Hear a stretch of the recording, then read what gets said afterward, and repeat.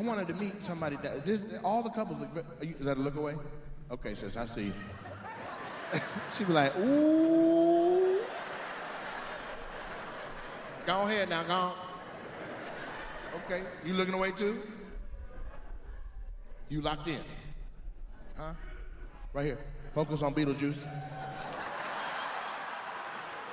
Yeah, that's goddamn Beetlejuice ass shirt. Beetlejuice, Beetlejuice, Beetlejuice. 3 times, you pop up. Excuse me. This your man you got in a headlock? That's your husband? How long y'all been together? 22 years. Oh. She sees you're 17 and she raises you. And y'all got kids, 5, 6, 7 kids outside of y'all? 7 kids. Together? See, that's how y'all okay, anyway, so. Do you know all of them? Sir, name your kids right now. Name them right now, sir. Fire them off.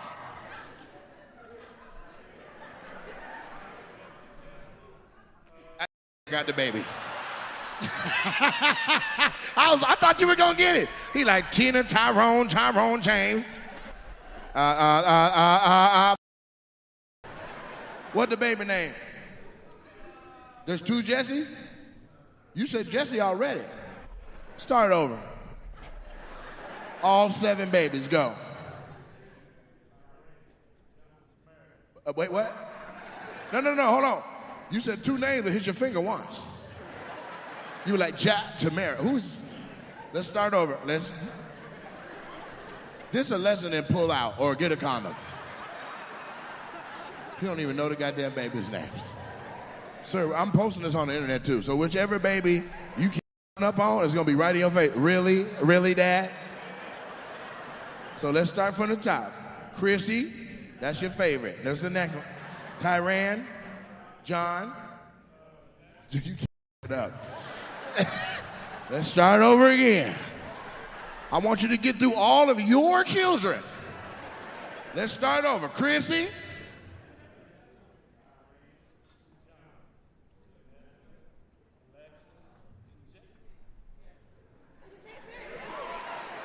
This said 6 babies. Sir, you have completely forgot one of your children. Who did you... His wife like, oh my God, you just forgot Amanda.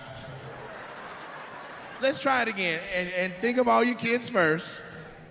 He said, help me out.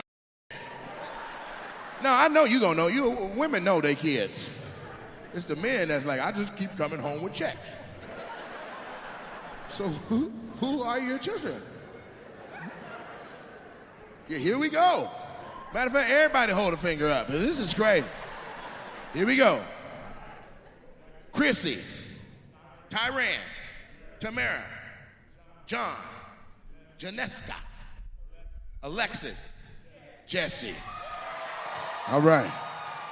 So you forgot Alexis 3 times. I want you to know that. Yeah, damn, what a pull. Ow. Okay, I want to talk to over here. So who I'm talking about is the brother wearing the couch cushion pattern short set with his whole navel exposed, even though I said don't do that. Can you see him? Yeah, put him on the screen.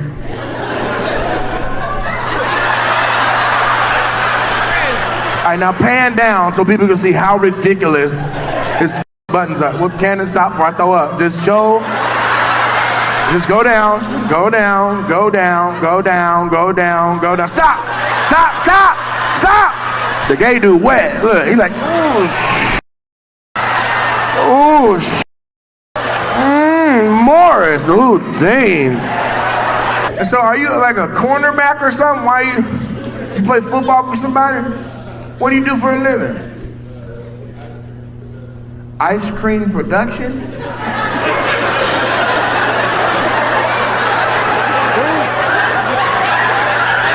Is that slang?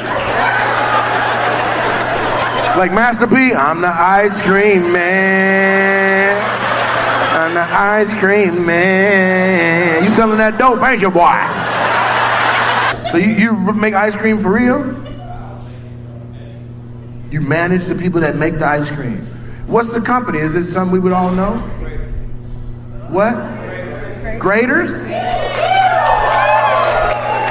right. So if y'all want some naked ice cream, Graters. Is that why you unbuttoned? Because you in the cold all day? Like you hot in the mother in this regular temperature room now? You work in a deep freezer, you're like, I gotta get naked just to cool off. What's your name? Eric. And you don't got no women with you? She's up there? Raise your hand if you're this girl. Oh, right there. Stand up, let everybody see.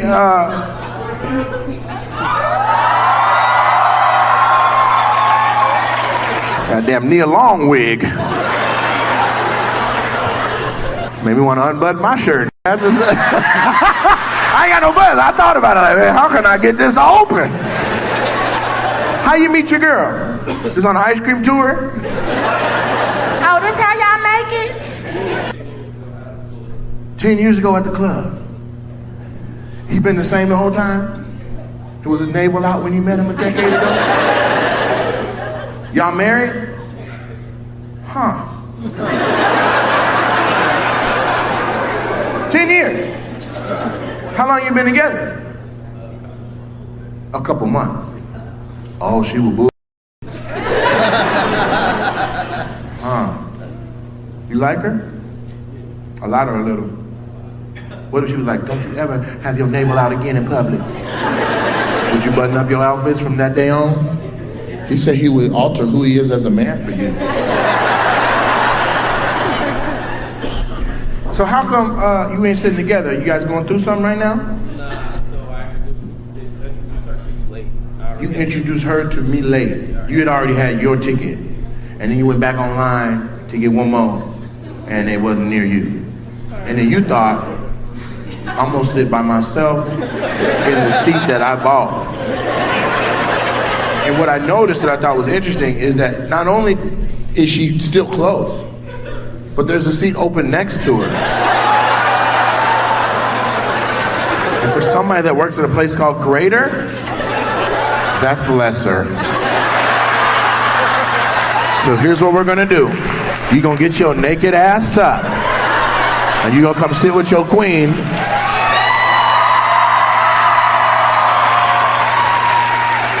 I'm so glad I'm saving this relationship, because I know you were like, if this show finished and I'm by myself, I'm somebody else tonight. Now go on, sit down with your queen, man. God damn. You gotta make better decisions.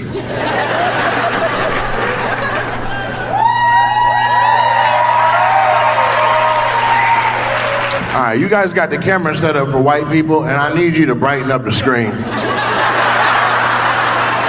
You gotta pick up your aperture or something, or light up the room some more. God damn, that white lady is perfectly lit, but the black people behind her, she just buttoned his shirt up.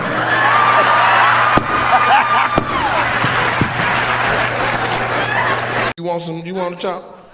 You do. Well, what's your name, baby? Deja. This gonna be good. You know what I'm saying? And then who is that trying to, little but trying to be big? How tall are you, sir? You look very awkward next to your girl. 5'5". God damn, she is a foot taller than you. Stand up. No, you're a little man. Wow. Do you know the Munchkin Man? What's your name? Roland? And that's how you be getting around, too. So you 5'5". Go on, sit down, man. I know your little legs hurt. And then how tall are you, sis? Stand up. Stand up. No.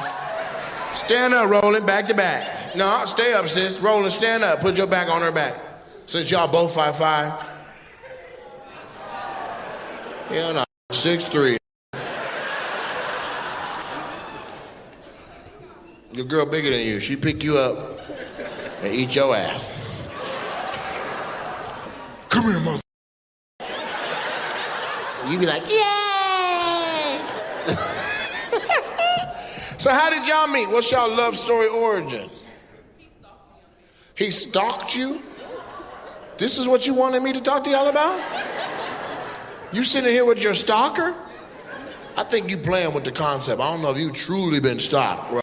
I want a piece of your hair. You didn't stalk her? Tell me what happened, fam. You just found her on Facebook, like, what's up, child? She was like, I'm Tolly. You met on Facebook for real? What was how'd you meet her in person then? She offered to cook for me. I said, no, I'll take you out to eat. She offered to cook for you. And you said, nah, I'll take you out to eat. With your stupid ass. Let her cook. You could have learned so much. Where'd you take her to eat? A Spanish restaurant? Oh, Spanish. I was like, I didn't know they had whole restaurants based on Spanish. That's where she was born. That's why she's so goddamn strong. That's Popeye the Sailor Man. So you took her to a Spanish restaurant where you were eating and they're like, in the background. You're like, so what you into? She's like, I like to cook. You got me out here. Y'all in love? You are? Yeah. How much you love him? A lot. Scale from 1 to 3,000. 4,000. Okay. Okay. Sir, how much you love her back? How much do you love her back? Scale from 1 to 10. 1,000. So she love you, folk. 2,000 more, 3,000 more than your 1,000. I set you up a little bit, but both of you tried to exceed the scale. I appreciate that. First person I want to talk to is Mr. Cockeye. What's your name? Jermaine? Outstanding. How you spell it? Just one eye?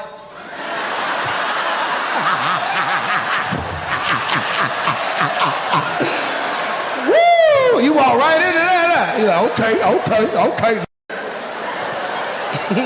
Nigga got one eye too. This your girl with you? That's your wife. Are you okay with him seeing other women?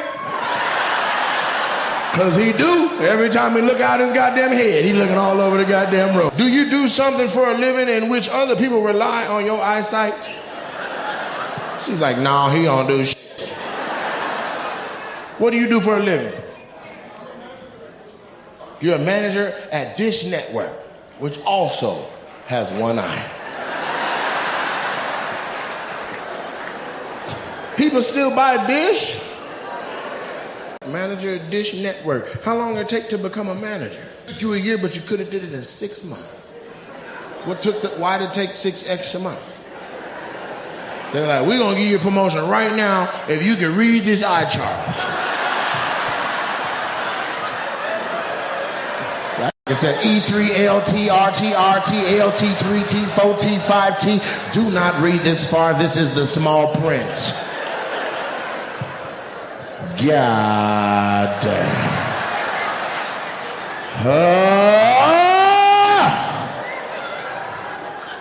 Rainbow. I can't see. So you the manager now. Okay, so if somebody has Dish Network and their bill is due, you could go in there and press a couple buttons and give them a blessing? Not really. Why you do that little dance first? They like, huh? If you feel like it. Damn. What if they take you out to eat? IHOP.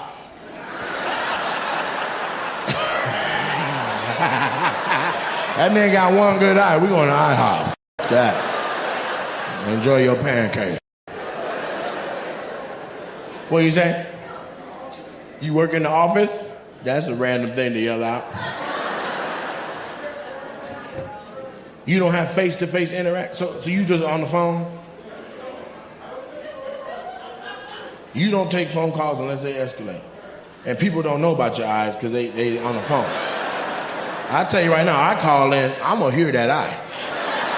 Goddamn right. I'm like, you sound cockeyed. Look at that goddamn eyeball. Can you see it? Y'all way up there. You can't even see it. Listen, this eyeballs are doing whatever the fuck they want. They throwing up Wakanda forever. You gonna show everybody?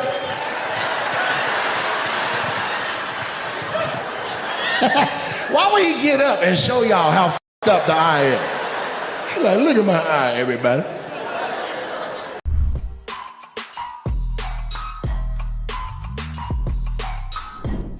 Today's episode starts off with a story about a young man. No, this young man is not me. But I just want you to understand that this is something that somebody did, and you need to know that they did this. There's somebody that went to, let's just say they saved up their last bit of money. And they went to a comedy show. Okay? And then they said, man, that show was life-changingly funny. How can I see another one? And in order to see another one, they have to go by plane, train, or automobile 3 to 5 hours. Gets on a train and goes 5 hours to see another show. The show is different. The show is gravitational. They feel a pull towards the comic and the show and the material and just the overall laughing that is gravitational. They say, I got to see a third one. A third one. Plane, train, automobile. Automobile's ruled out because it is a 12-hour drive. Plane they can't do the plane, so they get on a train and they ride for between 8 and 10 hours to see a third show. This is what a young man did during the European tour. Cool little dude. What's his name? His name was, he just messaged me today. Aaron. Listen, he was saying things like, you're the funniest person on earth. You're the funniest human alive right now. And anyone say something like that to me, and I'm like, yeah, all right. Come on now, you blowing smoke up your boy's ass now. Come on. No diddy. Come on now. But the more we did shows in Europe, and I saw the feedback, there is no denying I'm one of the funniest people on the planet. We're not talking about a list of 50 people either. We're talking about maybe 10, and I ain't 2 through 9. Okay? So I'm either 10 or number 1. That's exactly how I want to say that math. I'm either the 10th funniest person on earth or I am the first funniest person on earth. And I really thought it was profound because while people were telling me I'm the funniest person they've ever seen in their life, I was watching social media as people were saying they were tired of other comics. There's a vacancy at the top of the game and I'm here to fill it. And there's nothing that nobody can do because it's already too late. We already filmed the special and the special is special. When's the last time you saw a special and you said, man, I laughed at that? When's the last time you saw a special and you paused it from you were laughing, you had to pause it. You got your phone out, recorded the part that had you laughing, sent it to somebody else, and shared a moment with them where they're like, what is that? Where is it? That shit is hilarious. Listen, the editor of my special has edited the specials of other comics who, before this experience, I would have left nameless. Fuck that. Not leaving anything nameless in 2025. This person, my team has had the experience of shooting Joe Coy, Ali Wong, Seinfeld, Rosebud Baker, on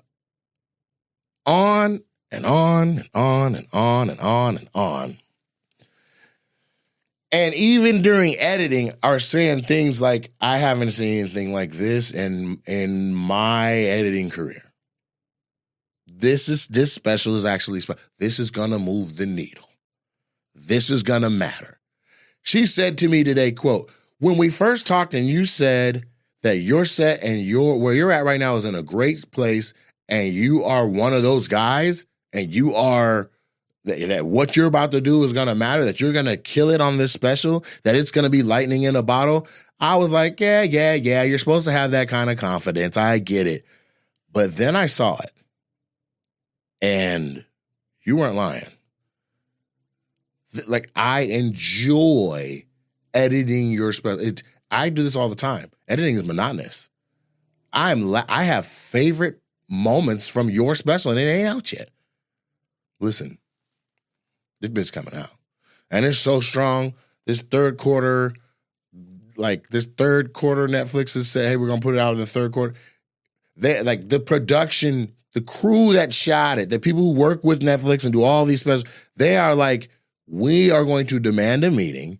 We're going to show up in person, in face, get 1 hour time, show them your special, and say, this needs to come out now. Do you know what it takes for that to happen? Then let's market this thing, because nobody markets specials no more.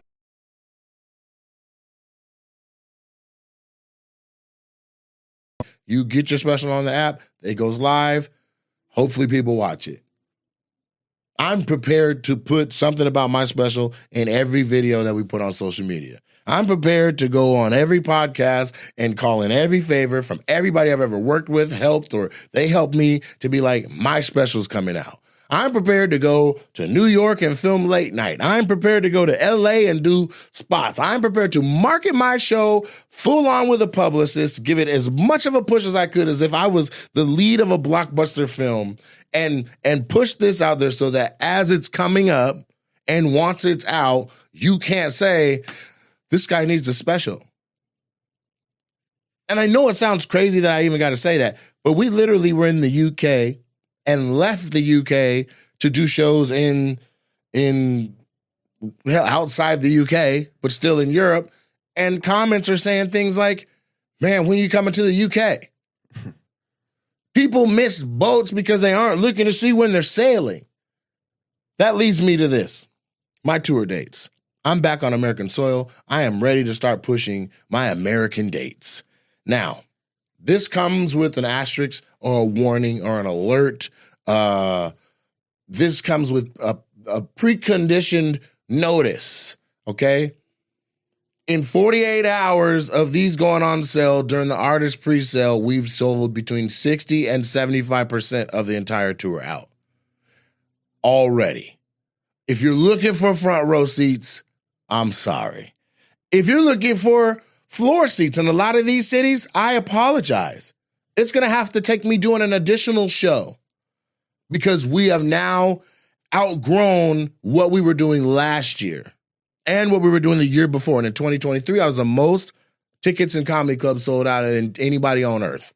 2024, entered theaters, whole nother rack of big names in these theaters, but it's going down. We're 4.8 stars on Ticketmaster. Thousands of reviews. And the ones that aren't 5-star reviews are ones where they're complaining about how much seating they had or parking. Never the show. I put together a monster of a show. I make myself very accessible to the people. March 7th, Toppenish, Washington at the Yakama, that's how they want you to say it, Yakama Nations Legends Casino. Okay, that's on March 7th. March 8th, Harris Lake Tahoe, State Line, Nevada, 90 minutes from the Bay. March 13th, Mesquite Street Pizza. This is a comedy club in Corpus Christi. I did this last year. It was a great show. We're going back. It's going to be pandemonium. That is the 13th through the 15th in Corpus Christi. Then March 20th through 22nd, Plano, Texas. I don't want to hear no more. You said you were coming to Dallas. I don't see Dallas on it. Plano's 5 minutes away from Dallas. Get your ugly ass in your car and bring your ass to Plano. It's going down at the Mic Drop Comedy Club. It's a brand new club. It seats 500 people. It's literally brand new. Okay? We're going to pack this thing out. It's going to be people in seats that ain't never had nobody in them before. It's that new. They're going to have to break out pots and pans that they ain't even used before. We about to have this bitch rocking. 27th of March, Syracuse, New York. 28th of March, Amherst, New York. Basically, Buffalo. UB Center for the Arts. Performing That's on March 28th. Listen, out of the entire tour, the Syracuse and the Buffalo shows are the only ones that are sub 50% sold. They're climbing, though. The 3-day wrap was like 381 tickets for one, and another one was 450 tickets. So it's picking up. I think what it is in upstate New York, they don't believe it till they see it. I'm telling you right now, y'all better get y'all tickets. You better get your tickets. It's going down. Because after that weekend, woo-wee. Washington, D.C., March 30th, almost sold out. April 4th in Doral, Florida. It's Doral, Florida, but it's the Miami Improv. I'm coming to Miami. Okay? The 305. I'm coming. Y'all better show up deep or I'm going to smack the fuck out your grandma. That's April 4th through the 6th. Then we have Orlando, Florida. That's almost a wrap. Atlanta at the Tabernacle. Last time we did Atlanta Symphony Hall, sold that out. Tabernacle is, I think, 1,012.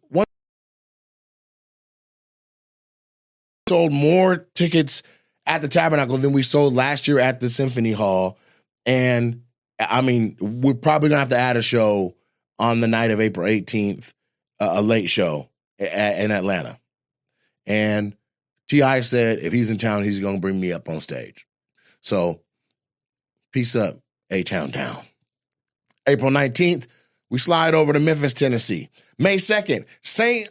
Louis, Missouri. This show has 7 seats left in the building. I'm adding another show. It's official. We're adding in St. Louis. May 3rd, the Criterion in Oklahoma City, smacking through tickets. May 9th, Lexington Opera House in Lexington, Kentucky, 5 seats left.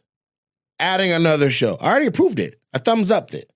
All right, then we go to the State Theater in Minneapolis, Minnesota, and it is I told you, Syracuse and Buffalo were like in the 50s. This one right here, Minneapolis, it's like a little bit more than them.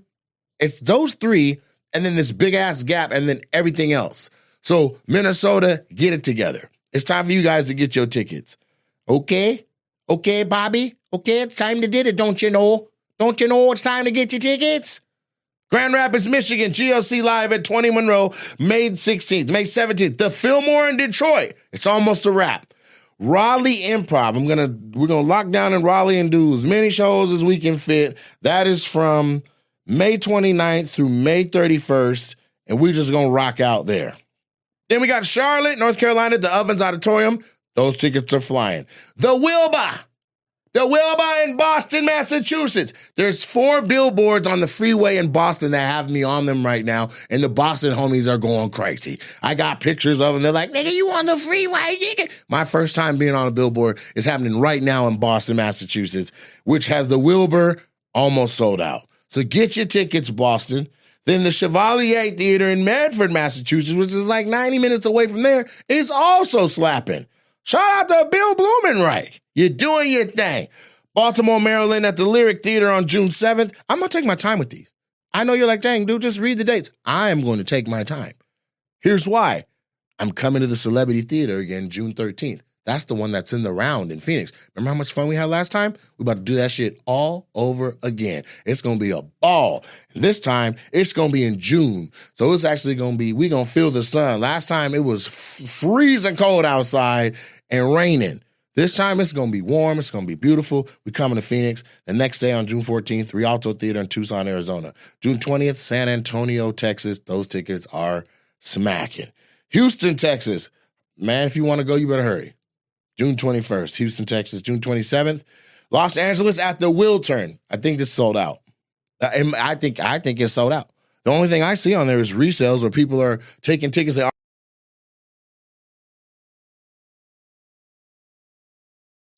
ain't never seen no shit like this before. But there's a ticket for like a pair of tickets, $541 each. Over $1,000 to go to the show that I wanted priced at $42. Bruh. And somebody got the money. Somebody got it. You come on in and let's go ahead and make a wrap in LA on the 27th at the Wiltern. The 28th, the Masonic in San Francisco, California. This is the biggest show as far as seats out of all of them. This is like, I don't know, I think it holds 3,300, 30, something like that. And The entire floor is gone. The entire inside ring is gone. And we're just dealing with the upper ring, the back half of the upper ring. Like San Francisco is showing out. And if you want to go to that show, get your tickets, okay? Then we're going to go August 29th through August 31st. This is where this is a wrap. We're going to shut it down. Back in Chicago, Chi-Town, where we broke the record, baby. But we can't do Zanies this time. We got to go bigger, man. We got to go up north to Schaumburg. So we're going to do the Schaumburg Improv August 29th through August 31st. And it's going down. I don't know how many shows we're going to do, but I'm going to keep saying yes. If they keep asking me, we're going to do them. I fuck with Chicago. Good food, good people, great laughs, strong drinks, and just like a little bit of danger. Chicago is where it's at. You know what I'm saying? So those are my dates. I'm sure they're on the screen because Trent be doing the damn thing, and you need to get tickets to the show. For those of you that are new to this, and you're like, I wanted floor seats. I wanted to get talked to. I wanted to sit in the front. Those are gone. It's a wrap. Good thing we use the screen. We show the balcony.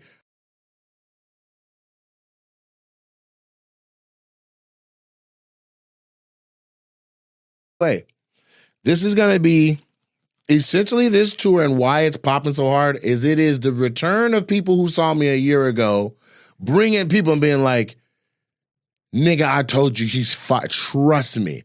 Last year I said, let's go, and you was bullshitting. This year, not even giving you a choice. There's a young lady in San Francisco.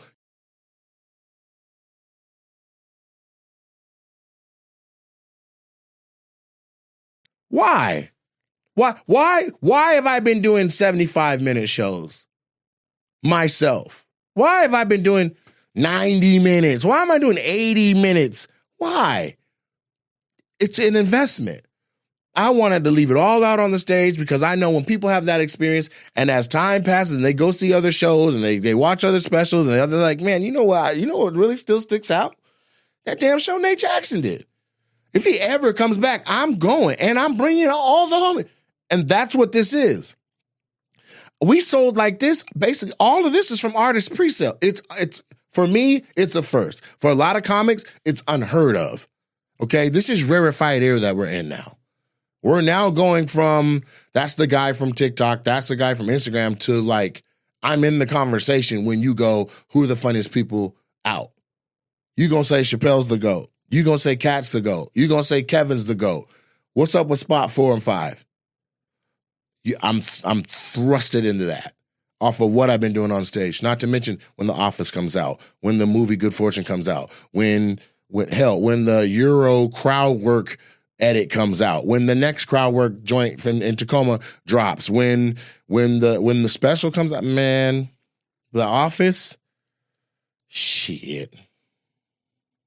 I'm excited about where things are. I'm excited about where things are going. And that's what I can imagine. We are now in a place where the shit I'm doing is not, I'm beyond my vision board. I need to sit down again and do another vision board that has dumb shit on it, that has wild stuff on it. That's what I got to figure out. I got to do it. I watched Captain America with Anthony Mackie, A Brave New World. Fantastic movie. People are hating on it, saying it's not that good. It had great opening numbers. I think everybody understands that it's a good movie once they see it. But you know what was missing? He was missing a homeboy. He was missing somebody funny, the cousin or, the homie from school that's just like, damn, nigga, these wings hard in a motherfucker. Like, he needed that funny before he's like, man, I gotta go out here and fight. Yeah, he had the Puerto Rican homie from Miami that was there with him, and that's what's up. But the Puerto Rican homie from Miami was the one that was running the computer. He was the one with the little headset on, 27 more meters on the left. They didn't need him doing that. They needed him polishing some wings and getting ready to be the Falcon. They needed me on the computer talking shit. Damn, that's a big ass Hulk. Like, they needed somebody. Oh, I know. Why this nigga red, cuz? Like, they needed something like that. The Bloods is there. Okay. The Bloods got a Hulk, nigga? Wait till we get a Crip Hulk, though. Because right now, we got this goddamn Latin. We got this Latin, we got this Latin Hulk over here, this Irish Hulk. Wait till we get the crib, God. You're not gonna like me when I get izzle fizzle for shizzle my nizzle. You know what I'm saying? It needed that funny. It needed Spider-Man's fat friend Neil. Yeah, that was a good one. And it's not far-fetched. Richard Pryor was in a Superman movie. Richard Pryor, don't forget that. Richard Pryor was in a Superman movie. I'm talking about Superman was coming out the same way they got there's a Superman coming out right now. And they got a little robot and a little dog, all that's in the trailer. These movies, if you notice, the reason why Marvel is successful is because they've added humor. We get it. There's going to be drama. There's going to be fighting. There's going to be action. There's going to be heroes that you love. But what you don't expect is for people to actually be funny and be cracking jokes. The Avengers is funny. It has all kind of little funny moments. Spider-Man was funny. Wakanda, funny. Hey, and you got to have that. DC, you got to have some jokes. Mm-hmm. Superman is as fast as what? How fast is he? Faster than a speeding bullet. Isn't that what it says? It's a train. A train, a bullet. Yeah, something like that. Right. Somebody got to shoot the bullet. Nigga, let that make me fire. Damn, that nigga can bring my bullet back. You know what I'm saying? But caught it like this. Here you go, nigga. Stop shooting. With his eyes. You got to have the funny, man. And I'm going to do it. I'm going to do it. You're going to see it. When the movie Good Fortune comes out, you're going to see the funny there. When The Office comes out, you're going to see some funny there. When the special comes out, you're going to see that no matter what I've been in already, nobody has tapped into what I can do as far as funny. It's just that simple. So I'm thankful for everybody who already has your tickets. Thank you. You're a real one. You matter. Okay? And anyone who tapped another person and was like, yo, come with me to this, savage. I really do appreciate you. The people that are like, man, my people tripping, I'm going by myself. You boss up. Okay?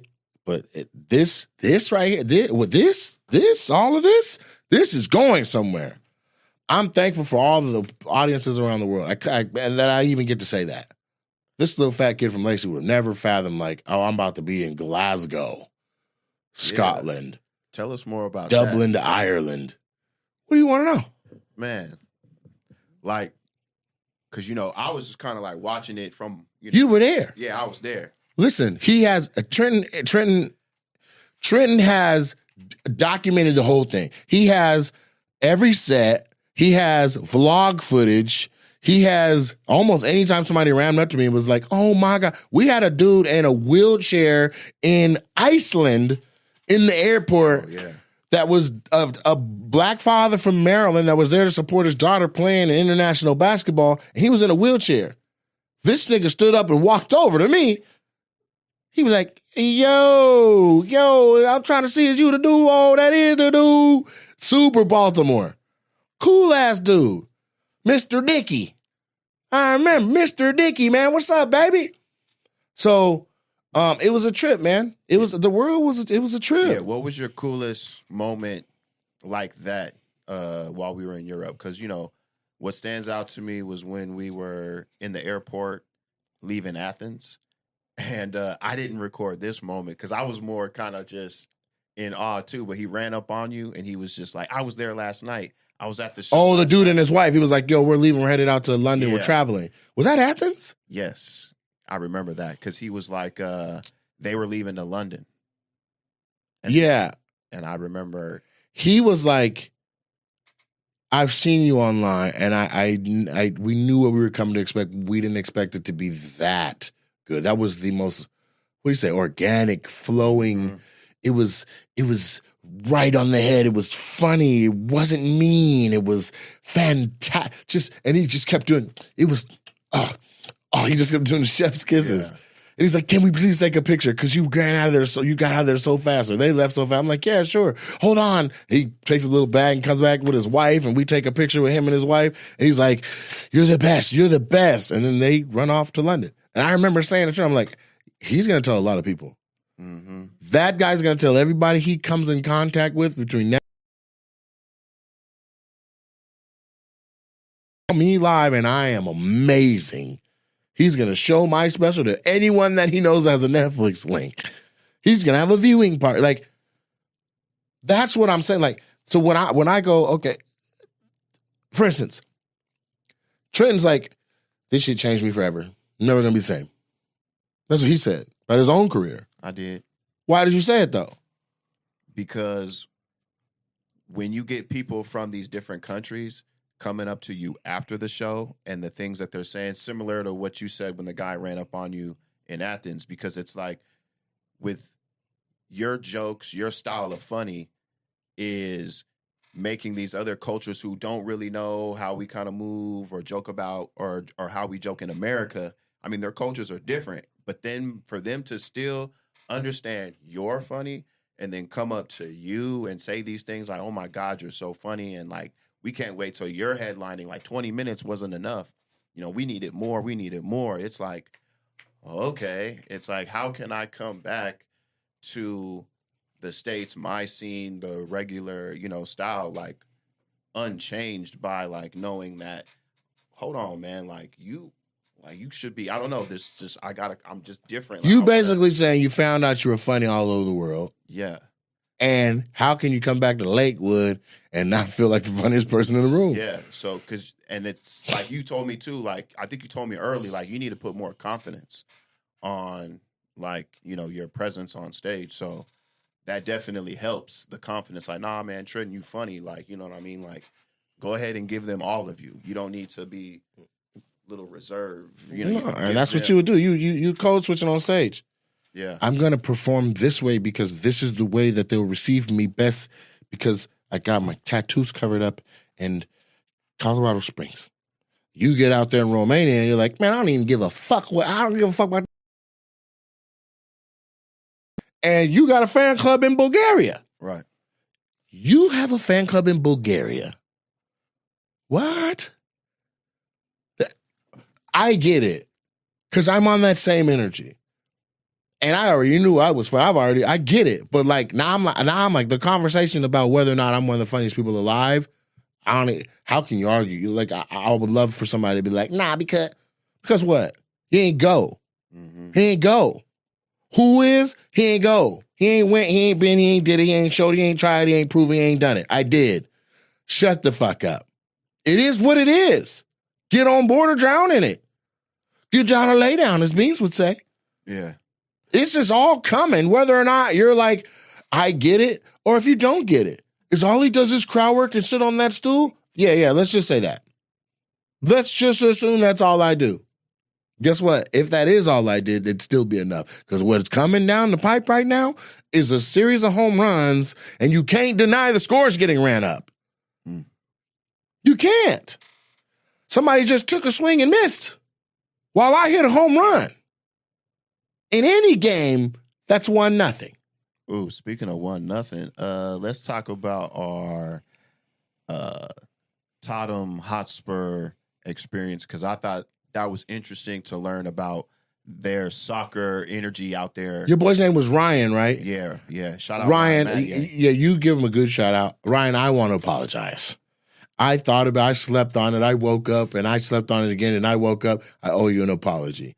You opened the doors to one of the most amazing, wonderful places and experiences that you could show just some kids from the States that we happen to have crossed paths before. We been a heavy emphasis on the we because it really was Trenton and I was just in tow. And whilst I enjoyed myself, while I ate delicious food and looked at the history of the place and got access to things that I think very few people have, i.e. walking out onto the field or the pitch. Yeah. I'm giving notes and pointers and you know what else you could do. You know what else you could do. And while he may have appreciated that, he could have also turned and been like, hey man, I'm good at my job. I don't need your help. He could have. But I know I got good ideas, but that does not outweigh the fact that I was a guest in his house and probably shouldn't have done that. So, Ryan, I owe you an apology. Holy shit, you're doing a fantastic job. It's a blessing that they have you. And really that they had the foresight to be like, you know, we need this because we want to spice up the game in this way. See, because soccer, a.k.a. football, is so heavy in tradition that they don't want to see no change. They don't want to see nothing new. They don't want, like, I'm talking whole games. no music. Whole games, you know what I'm saying? Like super traditional, where it's like, man, you know, we could build the experience up here and really draw people in. And he's doing such a great job of it. Such a great job. It was an immaculate experience. I hope what I'm apologizing for is a moot point. I hope if you watch this, you're like, nah, I'm not tripping. Like, that's what I'm hoping, rather than it being like, yeah, I needed that apology. You know what I'm saying? You know what I'm saying? But it was a fire experience. Like a 62,000 seat megaplex that's only 5 years old. That's so dope that Jay-Z wanted to buy it when he went on the same tour we were on. This place was fire. And I'm not even gonna hold you. I saw some stuff there that I'm like, that needs to happen in the States. And if don't nobody get on board with it, I don't need them to. I'll do it myself. But I really like, I almost don't even want to say it. I'll say it because the only reason I'm gonna say it is because this podcast is for the most ride or die Nates, the most ride or die Nate Nation, or, you know, my family, Team Nate. So I'll say it here. But it was $500 to get into the game for everybody. But once you got in, it was all you can eat. It was all you can drink. It was, and in the suites. Yeah. No, he said everybody in here. That's what he said. That's what he said? You can double check that, and I can be like, I stand corrected. I recorded everything. Listen, so did I, but without a camera. He said everybody in here, it's all $500 seats, and it's all you can eat, it's all you can drink. And maybe he meant just those suites in the place we're in, but I'm under the impression it was everybody, because the game wasn't until 4:30, and at 11:30, this place was crawling with people. The store looked like, my God, the store looked like, I mean, it was a big ass store, and they said it was the second biggest merchandise in sports, right? And it was so busy, it looked like maybe Nike had a new shoe drop. The store was crawling with people, and they go, this is the calm before the storm. I'm like, excuse me? It looks like somebody stepped on an ant pile and the ants came out going crazy. Like, it was so many. The mascots were in there. There was all these fans, and so this is a Premier League, London football team with a rich history of being like old school London, and the star of their team for a decade now, his name is Son, S-O-N, and he's from Korea. So a Korean star, like Ichiro, basically. Ichiro is Japanese, but this is like, so when I tell you the store was crawling, I'm talking about white people and then mostly Korean people, and every jersey that said Son on the back was on the way through a cash register. I'm talking about, it was packed 5 hours before the game. They had songs about the team, songs about the city, songs about the street that the arena's on. They had songs about individual players. They were singing all that. Meanwhile, the Seahawks just got Seahawks. I mean, they were singing player names. That was the dopest part for me. It was, like, could you imagine? Everybody, all the fans, like, you know, you got a couple A hundred Tom people. Brady song?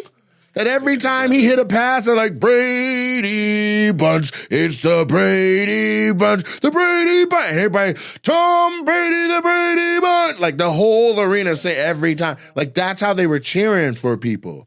Like, I made a video right after they sang one just so I didn't forget the melody of it. But the guy's name was Mickey Vander. What was it? Vander? I don't remember. The one I remember was the Vanderven. Mickey Vanderven. Oh, na, na, na, na, na, na, na, Mickey Vanderven. And I'm like, what are you guys saying? Like, Mickey Vanderven. I'm like, who is that? They're like, see that poster of all the players? He's on the left. And then Ryan's like, dude, he's like a machine. Dude is built like DK Metcalf. Meanwhile, hundreds of people are like, Mickey Vanderven. I'm like, what happens when he goes to another team? They're like, then they sing that song there. Baseball, right?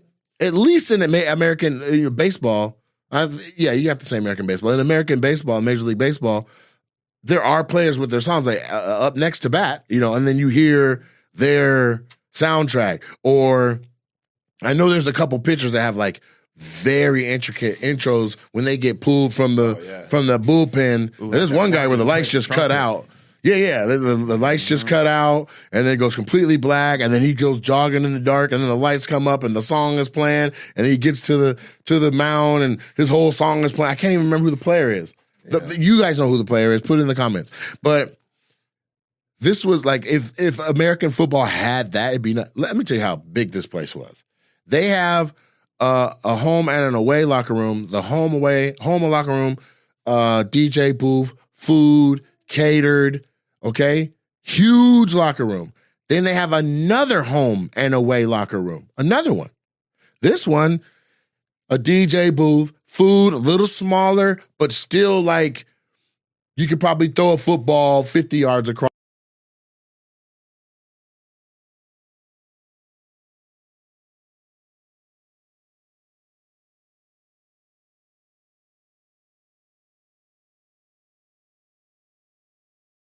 NFL team, because when the NFL plays in London, they play at this place. Well, it's in the contract that the locker room is there and they don't use it. So we went touring and we went all in through, saw every team, made videos in front of the Seahawks locker. He went and made a video in front of some shitty team. And we saw where the NFL players are when they play in London. Right? He's like, we don't use this locker room at all. Like at this particular day, they were like, there was like appetizers or something getting prepped to go out and be something. But he's like, this is always empty. And we were in the visiting one. When we went to the home one, it was out fucking outrageous. It was outrageous. And this is not used. We go downstairs. What's downstairs? I'll let you say, because you was excited about that. Oh yeah. So right below the pitch, the field, there's like an indoor F1 Formula like racetrack underneath with like 3 different tracks where they're like the go-karts, but they're the Formula electric powered super go-karts to develop. They want the next F1 champion racers to come from London. Oh yeah, they got. So you got to get accepted into this program. I'm talking full body suit, helmet, and it's the track like your F1 racing, and they're grooming the future racers of tomorrow, 12, 13, 14, 15, and 16-year-old kids down there on scholarship. Yeah. With parents. Like I saw a kid get cussed out on his way out. And they're down there actively racing. Like, well, they got the simulators too. Like that's what they train on.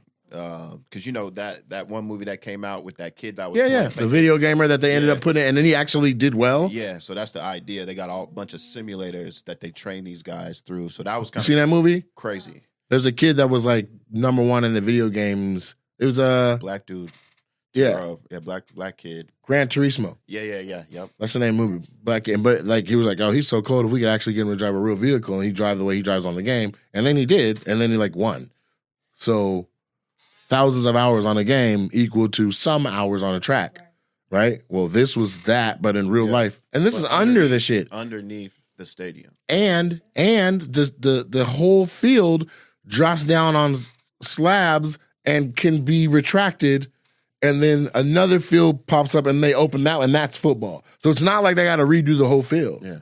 And this is the same stadium that Kendrick's performing at when he goes over there. This 2 shows. 2 shows. He's doing all over. Yeah.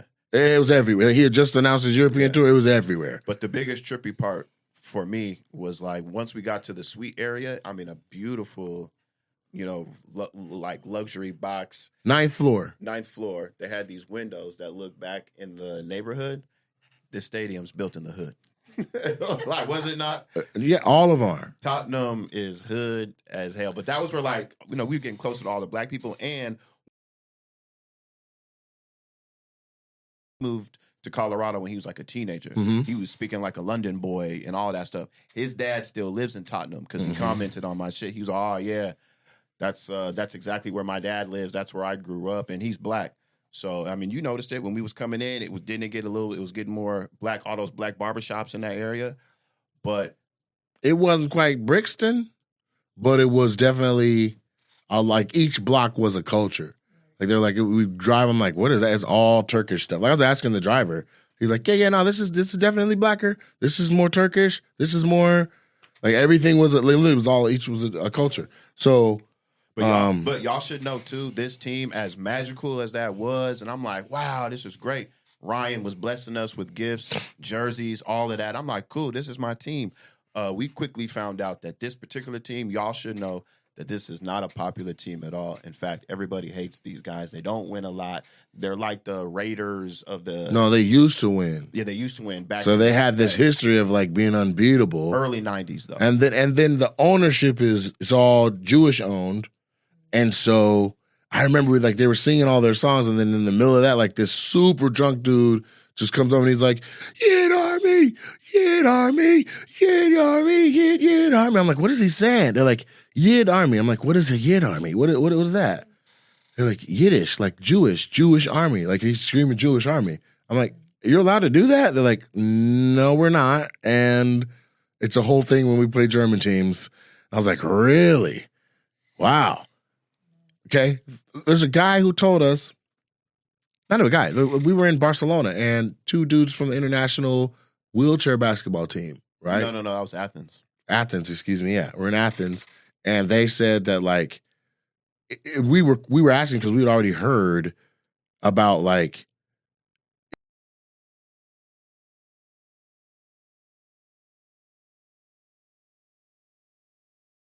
come on, man.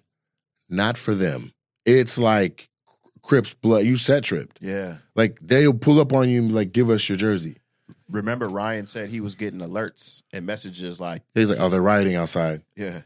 And a riot is, what did he say? 50 people fighting on each side. He's like, yeah, there's 3 of them right now. And this was 7 hours before the game.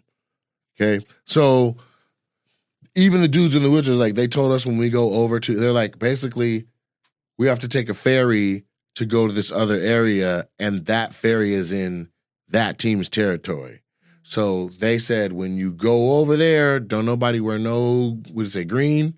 Yeah. No, red. Don't play with it at all. Right? And one of the guys was like, we ain't gonna do shit, and showed up in it, and somebody saw him, and then they called somebody, and then they said 3 little mopeds pulled up with 2 people on each one, and they were like, give us that goddamn shirt. And that's a wheelchair basketball player they took his shirt off. They said, you either give it to us or we're gonna throw you in the ocean. So there he was with an undershirt on. Straight up. So they not playing. But and here's why. It's like these teams have been going for generations and generations and through wars, generations and through everything. Like, yeah, you got a favorite player now, but these guys have been going, like, you got to think, like, the life of, like, even an old organization like the New England Patriots is a blip in time compared to these teams that have been going since 1908, since, you know what I'm saying? Well, I asked somebody about that. They said it's because they don't really have, like, gangs out there like that. Like, they don't have, like, Bloods, Crips. They got to bang something, huh? They got to bang something. So they pour all that shit into their football clubs, their FCs.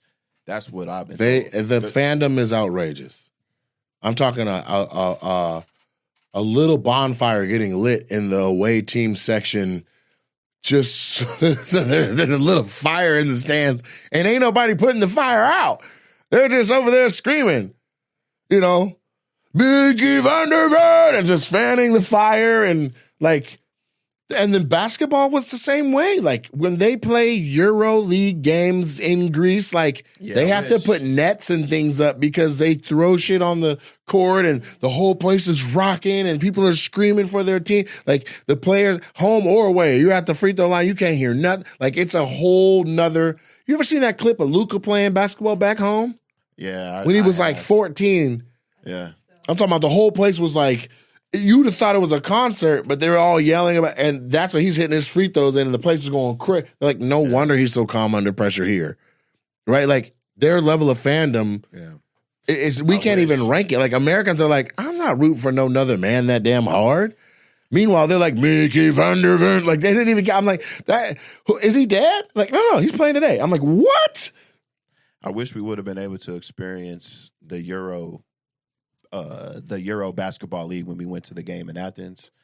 we went to a game, but they were playing. So sometimes they play the Euro leagues, but then sometimes they'll play like just a Greece league. So the team they were playing weren't in the Euro League, so it wasn't cracking. But it was Giannis's little baby brother. Yeah, Giannis's baby brother did play for the team. Trash. Good. Yeah, trash. He's not good. He's not good at all. But we walked by. He got a store though in the airport. There's 5 of them apparently. There's 5 Antetokounmpos. Yeah, he doing it out there. Yeah. So. Oh yeah. But so you talked about an experience that you really enjoyed while you was out in Europe. Can you tell us about an experience that maybe you didn't? Yeah, man, enjoy? I was over the food, bro. Like we could just stop there. The food, I'm like, come on, world, get it together. Like at first, we were like, we'd be talking about, we're like, man, it's really just, it's kind of refreshing because they don't have all the chemicals. In America, like Fanta is not orange. Fanta is like light yellowish orange there, and it's real juice, and then it's like carbonated. Yeah, and so Very and there's fresh. different amounts of juice in each place, but Fanta orange is my favorite soda outside of the States. Right here, hot orange soda like Sunkist is allowed because we got all the dyes and stuff, right? Certain medicines you can't have. Like I don't think acetaminophen is legal there. So whatever, that's like the main ingredient in Dayquil, right? Like they were doing a whole nother type of thing. Foods, sauces, barbecue sauce doesn't taste like barbecue sauce. Ketchup in half of the places didn't taste like the ketchup we know. Whoppers didn't taste like Whoppers. Fries didn't taste like fries because they can't use the same oil. They can't use it so. It was all there. By the time we were on our way back, we had started to adjust, being like, I'll get a Whopper. Yeah. If I go get a Whopper right now here, I'll be like, man, this motherfucker busted. Like it's gonna be crazy. I'll tell you what I didn't adjust. Oh my God. Yeah. It's like ketchup with.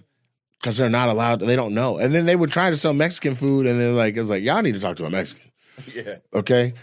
Like, it got so bad, and I don't like Mediterranean food like that. And I don't want anybody to get mad at me, because I know some of you are like, oh my God, gyros. I'm cool. Okay?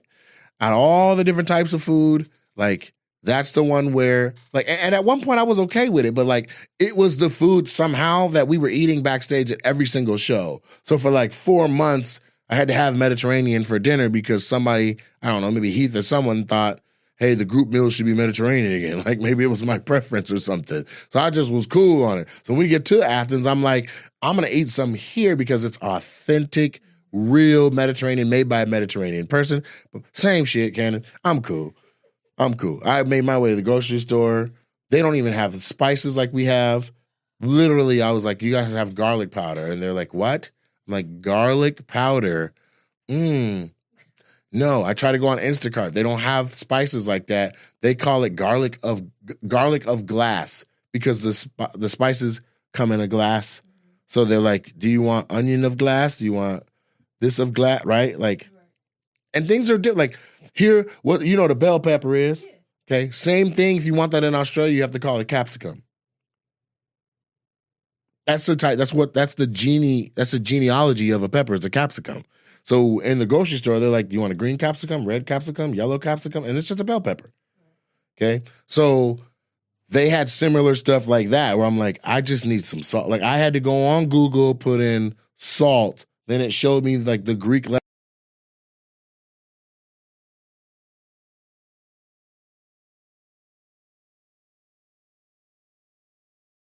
And I'm like, no, I just want white iodized salt. I'm about to make some. What I cook? You cooked chicken and I should cook shrimp fettuccine alfredo. Oh, yeah, chicken, broccoli, and rice.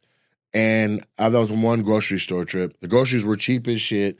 I bought all that stuff. It was like $46. I was like, golly, this would have been $110, maybe $200 in the States. And then so 2 doors down from the grocery store is the Spice Man. So his whole store is just spices in big jars and little jars. He had everything. I mean, from the floor to the ceiling, spices from all over the world. And I'm like, I just need some garlic powder. I need some smoked paprika. I need some smoked chili powder. I need some pepper, salt. I need onion powder, garlic powder. Give me all of that. So he gave me all these tiny little baggies, and I'm like, this is going to be a fortune. This motherfucker was like $3. I'm like, oh, my God. We in the game. You feel me? So now I go back and I'm cooking. And I brought to him something. He was like, oh, yeah, for sure. He had some Mexican food and about turned his stomach inside out. It nearly killed me. Yeah. And I was like, you just ate what I bought you, man. You know what I'm saying? But I couldn't take it no more. Like that was the thing. Like I couldn't take the no more. Like every pizza's the kind with the big chunks of cheese on it and the like, you know what I'm saying? Whole olives, not slice. Like our pizza here, when we ask for olives, it's a diced olive. And I didn't even realize that until I'm holding a piece of pizza and there's a whole black marble on my, you know what I'm saying? Yeah. I'm like, golly. So there was a lot to learn from it and just seeing how they do. Like they do a lot of stuff. Some stuff they do very good. And then other stuff is like, man, y'all need somebody to talk to y'all and tell y'all what to do. Mm-hmm. Like for instance, every time you open a bottle of soda, you know the ring around it, two little, you know how you open a can and it goes when you're opening it, and it's all the little plastic where it was connected. That thing. Yeah. Well, two of those stay attached, so you never lose the lid. So when you undo it, the lid just folds back, and now you're not looking for the lid, right? Like I opened my first Fanta, I was like, I thought something was wrong. He opened his, he was like, man, this shit is stuck. And then I looked and I was like, no, they made a hinge out of this. It's designed so you don't lose your lid. How many times? Now think about how many times you lost the lid of your drink, where you're like, man, I gotta kill this whole thing because I lost my lid. They said it's also it's a recycling thing too. I guess it's like so you don't lose it, and it's like better for recycling. Look, whatever it is, the states could use that, okay? And then there's just other stuff we just don't need. Like we don't need this many croissant. Stuff's not as big too. Like they don't like the hotel, the elevators, very small. I don't understand that at all. Like we didn't stay in no American branded places though. Well, just the European way of like their hotel elevators. Like I just don't get why they're I so think small. that they are smaller people. Okay? Like think about them.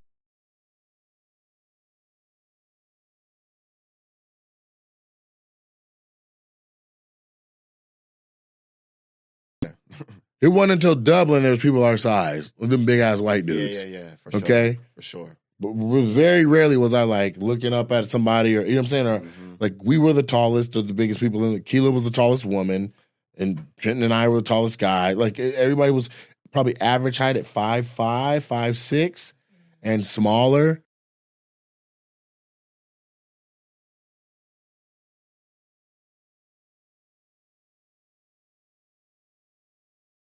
But you just looked at everybody had on like brown leather boots, brown leather shoes, brown leather, like the custom made kind, like the ones that you would keep for a long time. Like that's what people were wearing. Steps in front of the hotel rooms, the doors. I didn't understand that.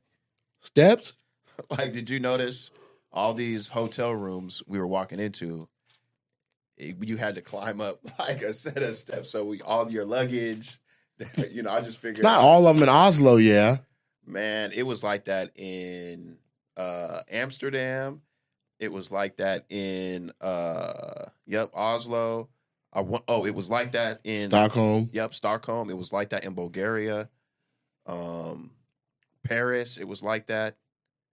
And Brighton, that little Airbnb situation. That was pandemonium. Yeah, that was scary. I didn't like that at all. I think it was old and haunted, and I was just thinking about all the old English, like white people, and just it was I don't know about all that, scary. but I just felt like maybe they were looking through double mirrors at us. Like that's how I felt like maybe there was like another way up to the top and they could just be in there watching it. Like, so like I did my little precaution. Like I closed the door, I latched the door, I put one of my luggages in front of that, I closed the door to my room, I put another luggage in front of that, I moved the chair in the room in front of the mirror in case that was some shit with a hinge that I couldn't see. And then probably slept the lightest out of all the cities right there. Yeah. No, the accommodations it was what it is because we were, I guess, very, very trying to be competitively priced with it. Running lean as we could. I was way over budget, but I made the decision to be over budget. I was like, this needs to happen. Yeah, because it was They budgeted for me to go by myself. So as soon as I was like, I'm bringing my opener, that is going to also be my videographer. There's one. Then I'm like, and Keela's coming so she can handle the merch in London. We broke even we did a little bit more than broke even on the merch. It would have been dope if we had it the whole time, but we had it for the shows in London and the shows in whatever was Brighton. Brighton and that's it. Yeah, that was it. And we had 2 shows in London and 1 show in Brighton. And for the first show in London, the promotion company wasn't listening to how we wanted to do it, so they didn't let me sell before. And then they had an intermission. That's another thing. All the shows had intermissions. And then... Oh, you had merch in Glasgow, too. Glasgow. Am I saying that right? Yeah, because it came with us to the airport. Yeah. But that was where we broke it. That's where we were like... So, that's where I broke even. So, but had they been listening, and that was a lot of it. It was like, hey, we do it a way, let us do it our way.